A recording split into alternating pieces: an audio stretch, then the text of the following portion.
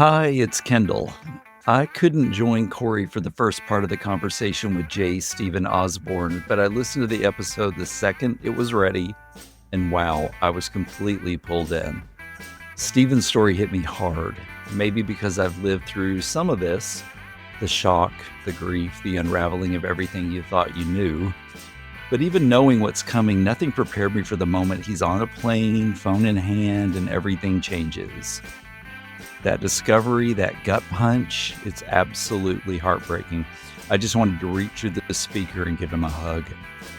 There's humor in there too, because sometimes the only way to survive the absurdity of a DNA surprise is to laugh through the tears. But make no mistake, Stephen's story is layered and there are still some wild revelations waiting in part 2. Let's get into it. Hey, Steve. Welcome to the Family Twist podcast. Thank you, Corey. Thanks for having me. Absolutely. It's funny because the first question I want to ask you, it's a little bit ironic because Kendall's not here for this episode. He got called into some work stuff, but I'm just curious what it was like for you to work on a super personal creative project like your book with your spouse. And I know for Kendall and I, like doing this podcast together for the last 3+ years has strengthened our relationship, but I imagine that wouldn't be the case for every couple. So you could start talking about that a little bit. Well, I imagine it's not the case for every couple. It was the case for Becky and I. But I have to tell you, I started with some trepidation. We didn't even start off writing a book. She was just trying to help me through my journey, help me with my healing. And I was really struggling, as many men do, but don't want to talk about it or don't know how to handle it. Or we have these things called feelings and we're not really sure what those are. And she came to me one day and said, I have read multiple times that writing, like journaling, is a great healing tool, a great avenue for healing. Why don't you try that? I was like, okay, whatever. So I wrote some stuff and she said, let me read it. I did. And she said, that's great. You should write some more. So I kept writing. And I've never written anything other than an email or a letter before, not necessarily an author. She just kept reading it and said, some of this stuff is pretty good. I think it might be helpful for other people to read it. What would you think about maybe turning it into a book? And I said, well, I guess we could, and memoir. So, of course, we Googled how many words is a typical memoir, and it was 60,000 to 80,000. And she said, how many do you have? I said, 11,000, and I've pretty much written the entire story. She said, well, have you written about this? I was like, well, no, I haven't written about that. So she goes, just write. And she kept saying, just write. And then she would read it and she'd say, okay, well, you mentioned this, but what is that? I said, well, you know what that is. She goes, yeah, but the reader won't. So the story just continued to expand. We ended up with 80,000 words. And at first, probably our first month, I have very different writing styles. She has very different things that she expects in a book. And there's a couple times when it was a little contentious. But I'd like to say I'm very coachable, and she's a great reader. She reads all the time. I don't read that much. And so she said, she really helped coach me. And I can even tell from my original writings to what eventually went in the book, a vast improvement. And that, of course, is because, as we all know, our spouses tend to make us better. For sure.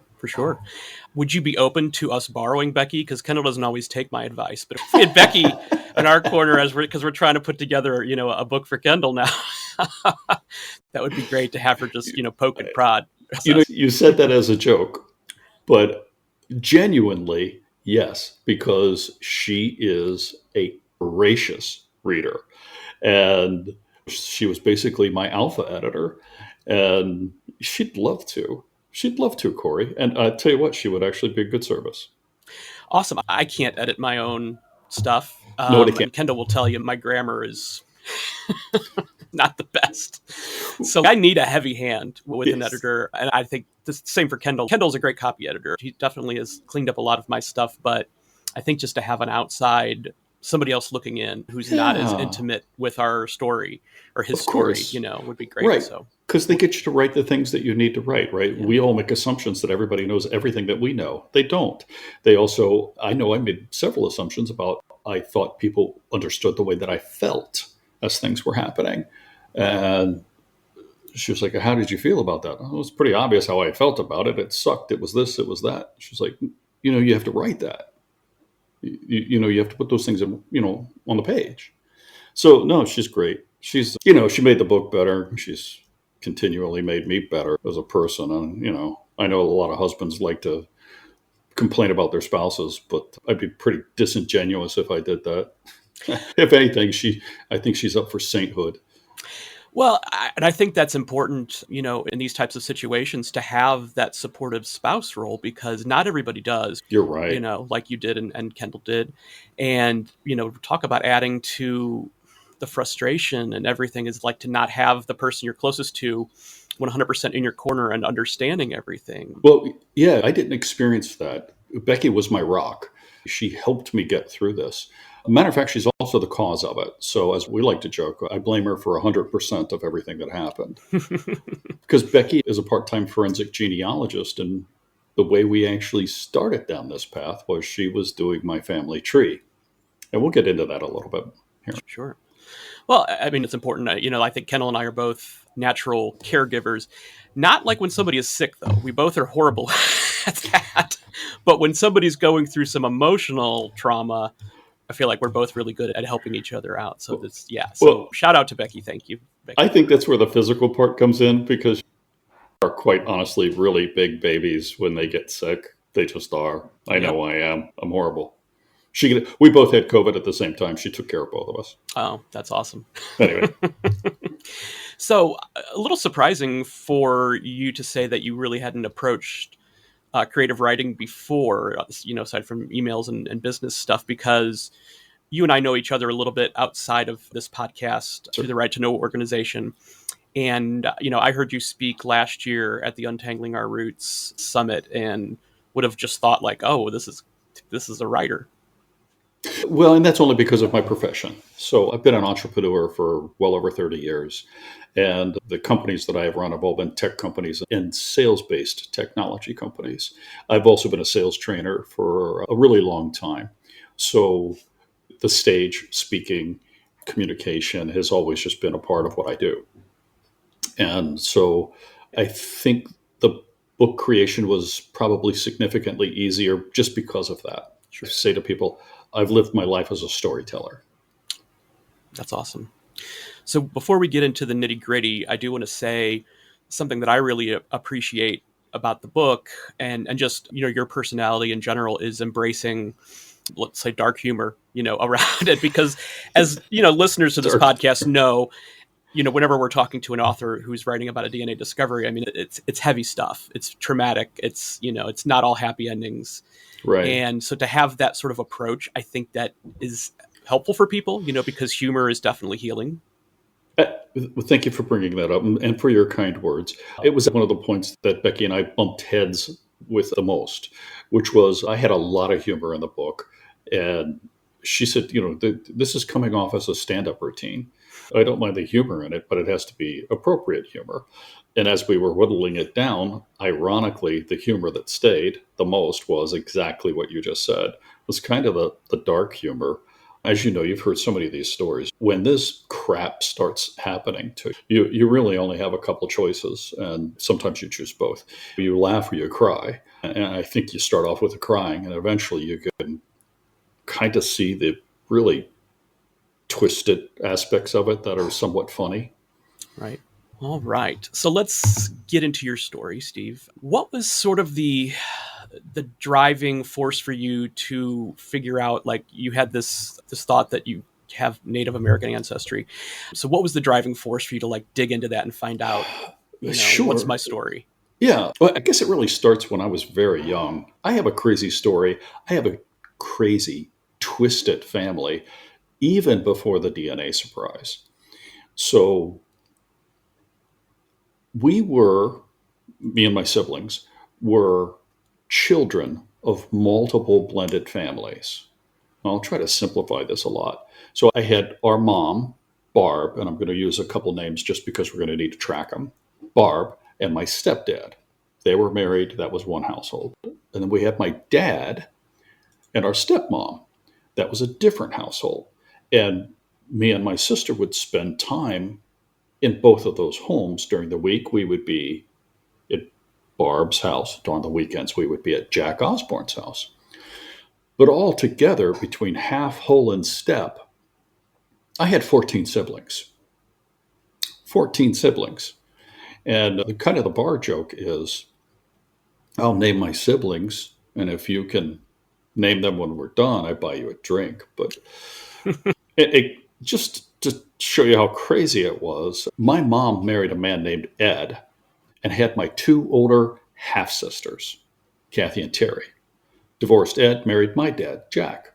Had myself and my younger sister. Laura's important. I'm going to call her my Cameron Diaz sister.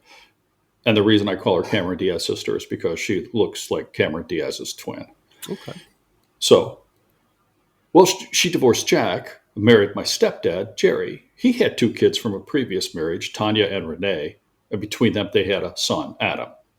So in the house we were in every week, it was Kathy, Terry, Tanya, Renee, Steve, Laura, Adam. My dad remarried. He remarried a woman who had 8 kids. Oh. Arlene, Darlene, Charlene, Francine, Danny, Johnny, Gary, and Jerry, who are not only my stepbrothers and sisters, they're also my second cousins. Oh. Yes, but we're all from Kentucky, so it doesn't matter. Right. You actually introduce them as your step siblings, second cousins, and no one says anything. But anyway, so here I am. I've got 14 siblings. Wow. And in 2 different houses. Mm. And I was in my teens before I even figured out what was going on. My mom, Barb, and my dad, Jack, divorced when I was 4. And it was a really contentious situation for the rest of our lives. I had a great stepdad. I had a great stepmom. None of those, evil stepmother stories. I've got 0. They're wonderful people. But my birth mom, Barb, she was a person who had a really serious narcissistic aspect to her personality. And just as I've listened to other podcasts, this is a very common theme with NPEs. Yep. That a lot of NPEs have very narcissistic mothers. And that divorce and the way she treated my dad would eventually even drive her and I apart. Because, I loved them both, but I really loved, I love my dad. My dad's my dad. You can't treat him that way. Right. As if this is not enough craziness, the home that I spent, 5 days a week in also ended up being a foster home for troubled youth. So we had our 7 kids in our family, and we would take in up to an additional 7 other teens, all with some sort of issue or an emotional baggage or problems, that they had. So, it wasn't enough that we had 7 kids and we had 8 kids in the other house, but we had to bring in another additional 7 kids. So I had nothing that resembled anything even close to a normal childhood. Listening to your podcast and Kendall's story, my mom was very similar to his mom, only she wasn't Southern Baptist. She was Pentecostal. Okay. Many people would say there's really no difference between the two. Can I get an amen? Amen. And the other thing is she always told us that we had a significant amount of Native American heritage, which is ironic because that is the one minor detail, which was, by the way, a total lie. The one thing that my mother did that kind of kicked this entire thing off. Corey, I always knew I was different. I always sensed I was different, not just because half of my siblings were my second cousins or because some of my siblings were step siblings or half siblings. I was just different. I didn't look like the other members of my family. I didn't think like them. I didn't act like them. I was experiencing what I'm sure you've heard the term before, monocopsis, which is that something is wrong, but you just can't put your finger on it. And I lived my entire life that way. When I was 11 years old, I asked my mom if I was adopted. Oh, Not that that's an evil thing. sure. It's just, Mom, was I adopted? You can tell me the truth. I even said those words to her. You can tell me the truth. It's okay. Tell me. She said, you weren't adopted. You weren't adopted. I had you. I birthed you. Which was what we find out, a half truth. Mm. It was that Sesame Street song, which one of these things is not like the others? Which Yeah. one of these things doesn't fit? That was me. And through my early years, into my early 20s, that created a very noticeable, very present friction between her and I. But I couldn't understand why that friction was coming from her. I didn't. I didn't get it. And then the way she treated my dad, after a while, it really just drove us apart. So we got to the point where we wouldn't speak. Mm. Because the one point of comfort I did have, the one element that was my bedrock as a person and as a family life, the one thing I could stand on was my dad, Jack Osborne. He was everything, right? A lot of guys say their dad was a god, and I would probably say the same thing. He held that same position. He loved me more than life, and I know this because he actually used those words many times. Wow. He said, son, I would give up my life if it were to save yours. I love you so much. Mm-hmm. Which, as a man, I know so many men don't get to hear that from their dad. Right.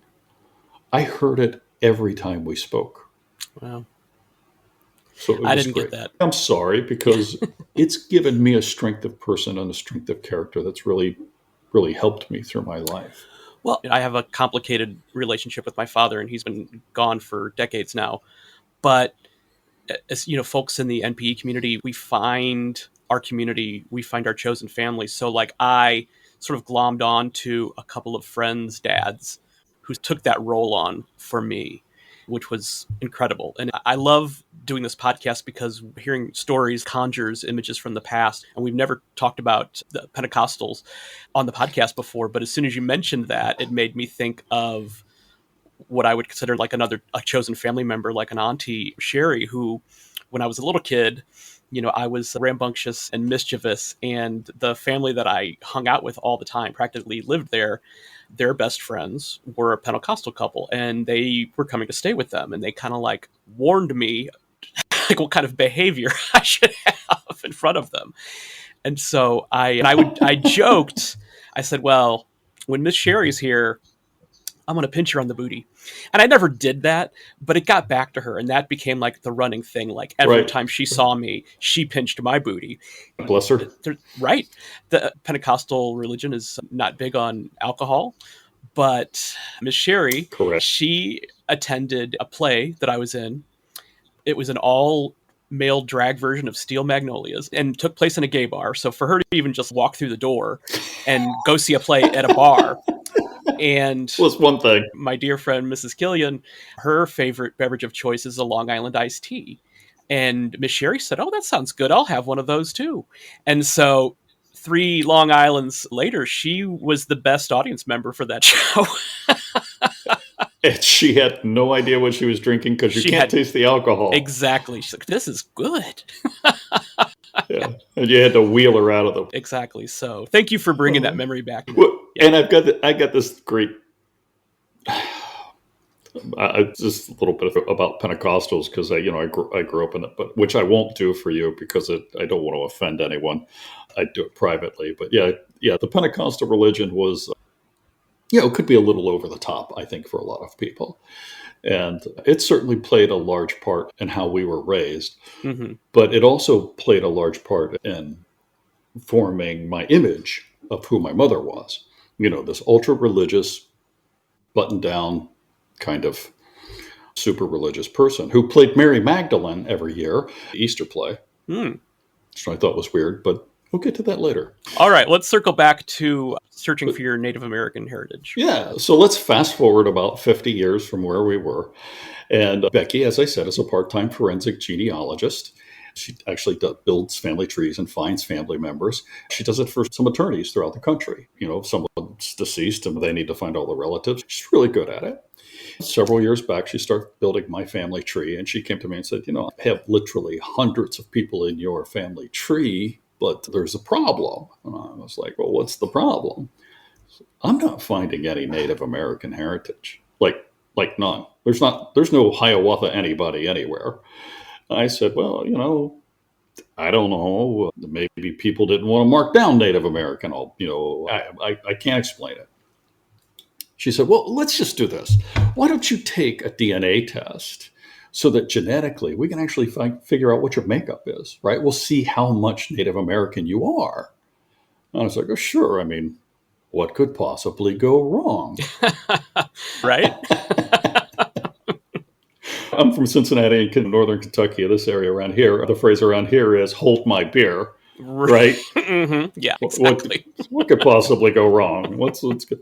So, so I spit in the tube, we send it off. I don't even think about it, right? I'm not thinking anything about it.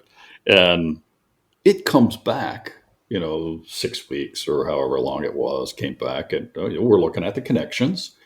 And I see a bunch of Melton connections, which is what I expected because my mom's maiden name was Melton. So I knew that. But one of the closest connections, really close to the top, was a guy named John Watson, like Dr. John Watson from Sherlock Holmes. Mm-hmm. And he was from Montreal, Canada. And he was living in Prince Edward Island. So for those of you who, don't have Google Maps in front of you, Montreal is 800 miles away from Cincinnati. PEI is 1,500 miles as the crow flies. I'm like, it can't be right. I mean, that just can't be right because I know every one of my cousins. I know my aunts and uncles. Everybody is within 50 miles of Cincinnati. So Becky reaches out to John. John responds. They go back and forth. How are you guys related? And they couldn't get anywhere close. But Ancestry told us it was a first cousin. Matter of fact, such a strong connection, there was a 2% chance he could be a half sibling, which, whatever. It was a really strong connection. Yeah. So we figured, well, here's the easy way to figure this out. My Cameron Diaz sister, Laura, which, by the way, she looks like Cameron Diaz, and I do not, or anything like that. Should have been my first clue. I have another sister that looks like Cher. I'm surrounded by these beautiful women, and, Corey, you can see me. I'm no Tom Cruise. Come on, Steve. Oh, stop. Hey, Laura, could you take a DNA test? Because I want to triangulate the results. Right. I know our relationship. However you relate to this guy, it'll help us figure this out. So she agrees to take the test, and I forgot all about it. Fast forward another 6 weeks, 8 weeks. Becky and I and a couple of friends are on vacation in Hilton Head. And the week is over. We're heading home. We're on the plane in Savannah, flying back to Cincinnati with a connection through Atlanta. And the boarding door is still open and my phone rings. And it's my sister. It's Laura. And she said, Stevie, which, by the way, she's only like one of 5 people in the world that are allowed to call me Stevie, but that's a different issue. Stevie, I got my DNA test back. And some of this stuff doesn't make any sense. I said, well, the first time you're looking at it, those things can be confusing. I said, just go to your connections page. She did.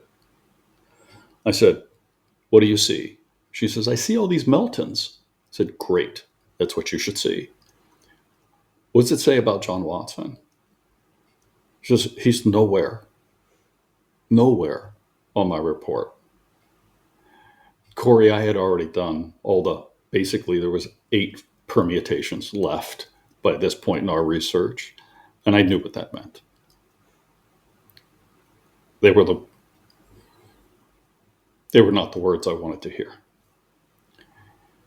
And she said, my test is also showing a half brother. J.O. Who's J.O.? And I said, sweetie, J.O., that's me.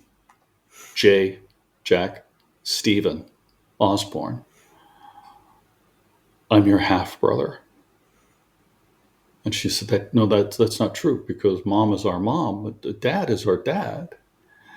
And I said, no, love.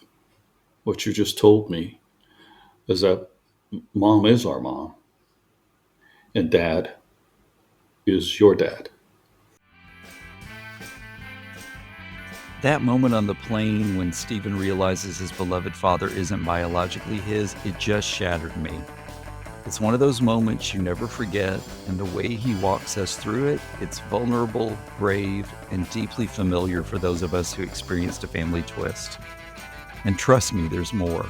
Stephen's story doesn't stop here. In part 2, I finally get to join the conversation, and we delve into identity, betrayal, and the complicated grace of healing. So take a breath, maybe grab a tissue, and be sure to come back for the rest of this unforgettable journey. And remember, family secrets are the ultimate plot twist.